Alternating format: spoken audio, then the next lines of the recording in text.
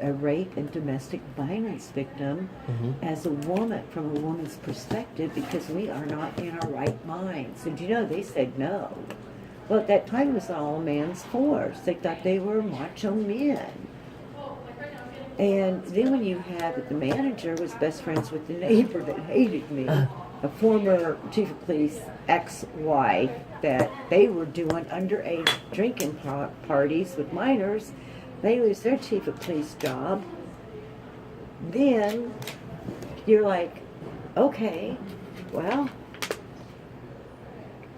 yeah, it's just, it was hate, pure and simple hate. But you cannot, as a police nor as a property owner, do these violations. But I think that in small town, you've seen it in these small towns. The corruptness is not just in big government, it's down to small towns.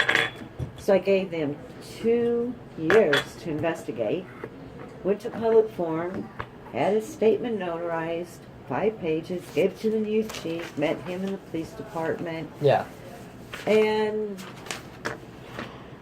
it's pretty sad, but I'll tell you what, if you didn't own a computer, you couldn't find an attorney that dealt in constitutional law.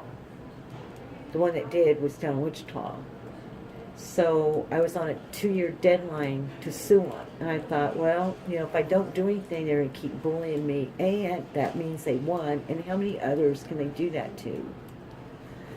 Especially in the climate of the corrupt police in our country for the last 5 years. Yes. They're not all corrupt, but there's definitely some. That's why I said some. It's the some, yeah. And it's few. Because my brother was the chief of police in Higginsville, Missouri. I dated a former SWAT officer in Kansas City, Kansas, Danny Boatwright. It's few. Mm-hmm. I had an army of police, former Detective Richard Napodi, that caught my rapist. I had a sheriff now in Wyandotte County that's still my friend, Don Ash. Owen Soley was the sheriff that took me to learn to shoot the 38 Special. I have nothing, always have had nothing, but the utmost respect for police and law enforcement. It is the corruptness that somebody can say, stop praying, the Constitution doesn't mean anything. I had to bare my chest because they didn't know what a double mastectomy was. Because remember, I was going to jail, so I had to let them know my scars. 3 times, 4 times, I kept saying, they had me so scared. I was so scared. Sharon was scared. My dog's still barking. He's in the kennel. I'm shaking like a leaf. Well, ma'am, you know them scars and tattoos.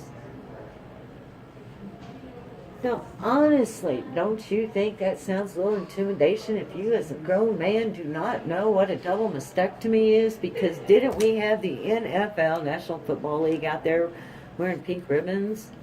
Yeah. Don't we all know about October being pink ribbon, breast cancer awareness month? Don't you kind of find it hard that almost every male in this country has a relative who has died or had breast cancer, be it grandma, aunt, sister, you see what I'm saying, cousin, friend. And for them to be so ignorant about it, you don't know what a double mastectomy is. So, what did I have? No other choice to do. If you don't know, and you keep screaming at me, and they were literally screaming like this, you just told me I couldn't pray. Believe it or not, I did stop praying. Because you're that scared of them. Yeah. They weren't there at that point, like they say, for legitimate law enforcement. That's what they're standing on. We're there for legitimate law enforcement. No, they never told me what they were there for to begin with. They demanded entry. The only reason we didn't pursue it in Denver and the U.S. Supreme Court staff is First Liberty and Gibson and Dunn. The #1 voted international law firm in the world, Gibson and Dunn and Crutcher, took this case. One of my attorneys, Mr. James Ho, believes me so much. He was one of my attorneys. 3 weeks ago, President Trump just nominated him. He is a federal judge in 5th District Court. And so is my other attorney, Bradley. And those two men have fought so hard along with First Liberty. How many women do you know would have taken this with no lawyer to research it, with no computer skills, It's with no amazing. computer skills, no law skills, being an attorney, and take it to court, and no money? Did you Only win? a woman that knows she's right. Am I right or am I wrong? You're right. Okay. Only a woman that knows that she can do this. Why? Because she is standing up Did for you- God and the citizenry. Did you, or are you in the process of winning this? It's in front of the Supreme Court steps. It's, Oh, wow. It's in front Do you of think just... what do you think is going to happen? Well, what happened so far? We won... Okay, in Kansas, I if we lost. can do Yeah. it just a little bit quick, because Okay. it's not so much that I have no time, it's more probably you don't have much time, but my phone's Oh, literal okay. storage is running out. It is in front of the United States Supreme Court, and the only reason I lost is law because in Kansas, because I didn't put a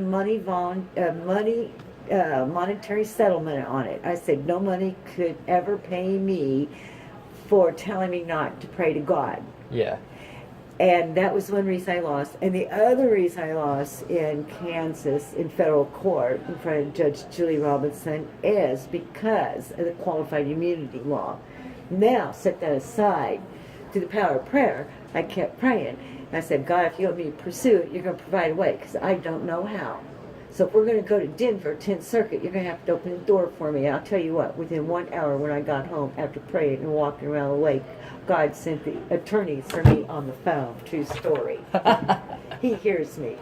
And then he sent me a sign, remind me another time to tell you about the heron. And so I get home, First Liberty said they'd see me in 48 hours. They called me back an hour later and said, we'll see you in 24. Well, one of them is an attorney that graduated from Harvard. This is with First Liberty Institute. They stood up for it. They brought 3 attorneys. They took over for it. We presented it in Denver. I lost on one thing, qualified immunity. That you really can't sue an officer because we didn't have a case like it previous, which is not the way it ruled the land. So, Judge Timothy Timkovich, who replaced Judge Neil, Supreme Justice Neil Gorsuch on the U.S. Supreme Court. The second down is Timothy Timkovich in Denver,